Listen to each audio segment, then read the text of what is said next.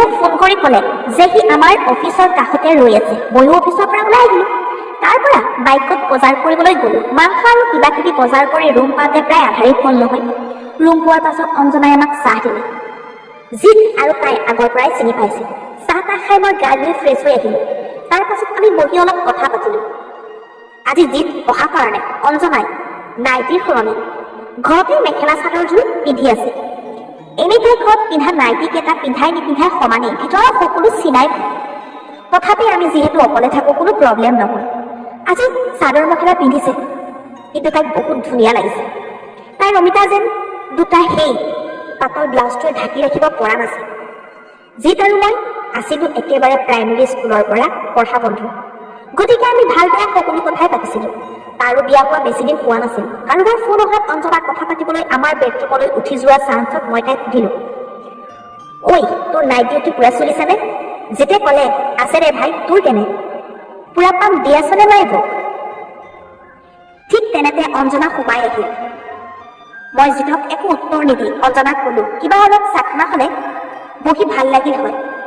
অঞ্জনা হাঁহি মাৰি সুধিলে, কিবা আনিছা নেকি? মই বজাৰৰ মোনাখনৰ পৰা আৰএছৰ বটলটো উলিয়াই দেখালোঁ। অঞ্জনাই ক'লে, মাংস সৈতে দেৰি লাগিব, বুট কিয় আছে তাকে লৈ আহোঁ। ময়ো ক'লোঁ হ'ব। কেঁচা জলকীয়া ধনিয়া সনা বুটেৰেই আমি সেয়া খোৱা আৰম্ভ কৰিলোঁ। অঞ্জনা মোৰ লগত বিয়েৰ খাইছিল যদিও মদ খাই পোৱা নাছিল। মই তাইক সুধিলোঁ, খাবা নেকি এপেক? তাই ক'লে, ডিঙি জ্বলি যাব নেকি? মই ক'লোঁ, পাতলকৈ খালে নাযায় বাৰু। তাই ক'লে, দিয়া তেন্তে। মই এটা গিলাচত পাতলকৈ পেক এটা ৰেডি কৰি তাইক দিলোঁ। তাই সেইটো খাই মোনাখন লৈ পাকঘৰত সোমাল। অৱশ্যে 5 মিনিটমানৰ মূৰত আকৌ আহি ওলালেহি। আহিয়ে ক'লে, কি দিছিলা হে? পানী পানী, মোৰ একোৱেই নহয়, চাওঁ ভালকৈ দিয়া আৰু এক পেক। এইবাৰ মই মোৰ হিচাপত পেক এটা বনাই তাইক দিলোঁ। সেইটো খাই তাই পুনৰ পাকঘৰলৈ গ'ল। 30-35 মিনিটমান পাছত কাঁহী এখনত ভজা মাংস লৈ তাই পুনৰ আহিল। মই সুধিলোঁ, ইমান জল্দি কি বনালা? তাই ক'লে, ভাত আৰু বেঙেনা ভাজি হ'ল, মাংসত পানী দি আহিছোঁ, দাইলো বনাব লাগিব নেকি? মই কোৱাৰ আগতে যেতিয়া উত্তৰ দিলে, হ'ব দিয়ক বৌ, আৰু কষ্ট কৰিব নালাগে, মাংস আছেই যেতিয়া দাইল বনাব নালাগে আৰু। ইতিমধ্যে অঞ্জনাই মোক চকুৰে ইংগিত দিলে যে তাইক আৰু এক পেক লাগে। মই লাহেকৈ ক'লোঁ, নালাগে নেকি আৰু? তাই জোৰকৈ ক'লে, দিয়া বুলিছোঁ নহয়। তাইৰ নিচা খোৱাটো মই গম পাইছিলোঁ, তথাপি এক পেক দিবলগীয়া হ'ল। তাইক বহাই থৈ মাংসখিনি নমাবলৈ ময়ে উঠি গ'লোঁ। ঘূৰি আহি দেখিলোঁ যে অঞ্জনাৰ বিচনাখনত আউজি বহি আছে। নিচাত তাইৰ চাদৰখন বুকুৰ পৰা অলপ ছাইড হৈ বুকুৰ দুটাৰ মাজৰ চিনডাল ওলাই পৰিছে। জিত তলত মানে মজিয়াত বহি আছে। ময়ো আহি তাইৰ কাষতে বহি দিলোঁ। মই লক্ষ্য কৰিলোঁ জিতৰ চকু দুটা বাৰে বাৰে অঞ্জনাৰ বুকুখনৰ ফালেই গৈ আছে। ইমান দিনে মোৰ কল্পনাত থকা সপোনটো যেন হঠাৎ জাগ্ৰত হৈ উঠিল। তথাপি অঞ্জনা আপত্তি কৰি কলা কটা ষ্টাৰ্ট কৰিব বুলি ভয় পাও আছে।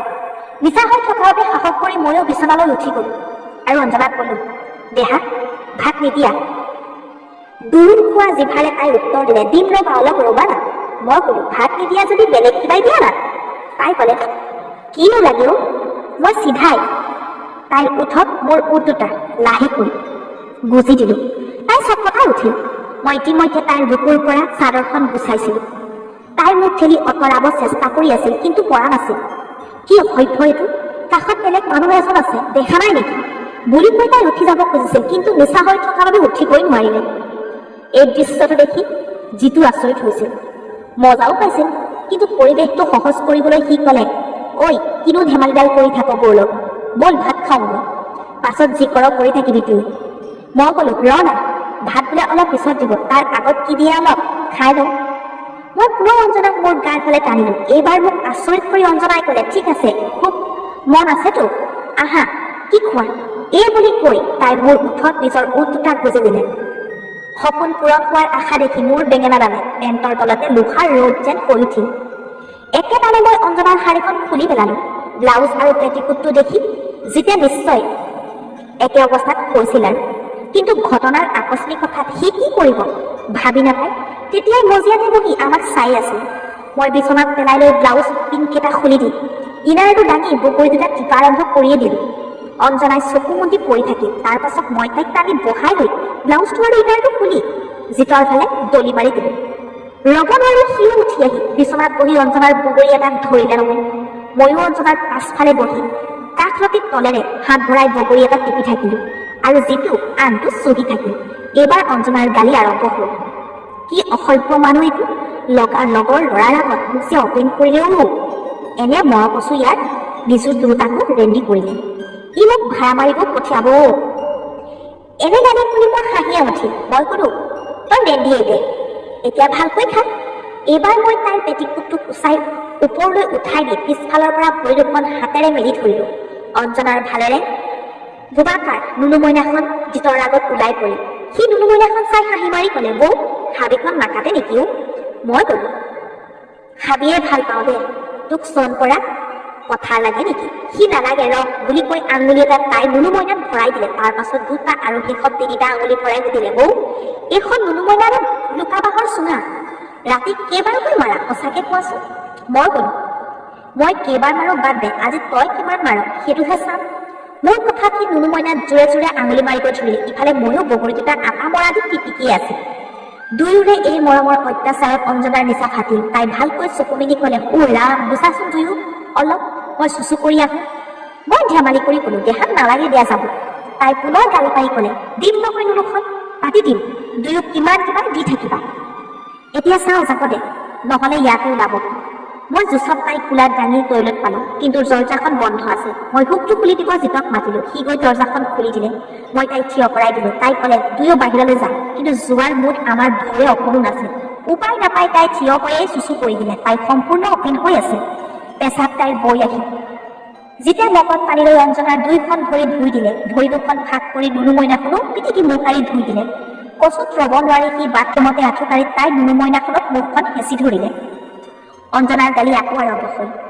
কি জহৰাও, বেলেগৰ মাইকে নুনু মইনা চেলেকিব, ইয়াৰ অকণো ঘিণ নালাগেনে? ইয়াত এই জহৰা বিচনাত শুমেচোন, ব'ল কিমান খাওঁ খাবি। মই পুনৰ তাইক দাঙি বিচনালৈ লৈ আনিলোঁ। এইবাৰ তাইক বিচনাত বহাই মই মোৰ বেঙেনাডাল উলিয়াই তাইৰ মুখৰ কাষত ৰাখি দিলোঁ। তাইও মোৰ বেঙেনাডাল চুহিব আৰম্ভ কৰিলে। আনফালে জিত বিচনাখনত উঠি লৈ অঞ্জনাৰ কঁকালখন ভাঙি তাইক কুকুৰ নিচিনাকৈ পাতি ল'লে। মই ভাবি ল'লোঁ সি যে দিব এতিয়া, কিন্তু মোক আচৰিত কৰি সি তাৰ মুখখনহে তাই নুনু মইনাক বুজি দিলে। মই সুধিলোঁ, ঐ ইমান পথ পাইছনে বৈৰৰ নুনু মইনাখন? সি উত্তৰ দিলে, নুনু মইনা নহয় আজি, সি সেইখনো খাম মই। এই বুলি কৈ সি অঞ্জনাৰ ফুটাটোত জিভা সুমুৱাই দিলে। মই সেইটো কাম কেতিয়াও কৰা নাছিলোঁ। নতুন সোৱাদ পাই শিহৰিত হৈ পৰিল অঞ্জনা। তাই আৰু জোৰে জোৰে মোৰডাল চুহিব ধৰিলে। জিত পিছফালে জিভা আৰু আঙুলি দুইটাৰে সমান চলাই থাকিল। এইবাৰ সি মোক ক'লে, ঐ তই অলপ পাছফালে ডিউটি কৰ, মই আগফালে যাওঁ। এই বুলি কৈ সেই পিন্ধি থকা হাফ পেণ্টটো খুলি বেঙেনাডাল উলিয়াই ল'লে আৰু মোৰ খাই লৈ আহি সেইডাল অঞ্জনাৰ মুখত ভৰাই দিলে। অঞ্জনাক চুহিবলৈ সুবিধা নিদি সি তাইৰ মূৰটোত ধৰি মুখত দিয়াৰ দৰে থাপ দিয়াত লাগিল। অঞ্জনাৰ মুখৰ পৰা খলক খলক শব্দ বাহিৰ হৈ গ'ল। মই পাছফালে আহি তাইৰ নুনু মইনাখন চুহি চালোঁ। আঙুলি মৰা আৰু চোপাৰ ওপৰত নুনু মইনা গেলগেলীয়া হৈ আছিল। মই আৰু দেৰি নকৰি বেঙেনাডাল ভৰাই দিলোঁ। জিত তেতিয়া অঞ্জনাৰ মুখৰ পৰা উলিয়াই বেঙেনাডাল তাইক বগৰী দুটাত ঘঁহাই আছিল। মোৰ তামাম কচু উঠি আছিলোঁ। দিয়াৰ আগতে তাইক চুহি চুহি মোৰ পানী যাওঁ যাওঁ কৰি থৈছিল। 5 মিনিটমান তেনেকৈ কৰাৰ পাছতে মই পানী এৰি দিলোঁ। অঞ্জনাক আজি কোনো ৰিয়েকশ্যন নিদিলে। বোধ হয় জিতৰ আঙুলি মাৰি থকাতে তাইক পানী এৰিছিল। মোৰ পানী চোৱাৰ পাছতে জিতে তাইৰ ওপৰত উঠিল। ভৰি দুখন মেলি দিয়াৰ লগে লগে নুনু মইনাৰ পৰা পানীবোৰ ওলাই বৈ আহিল।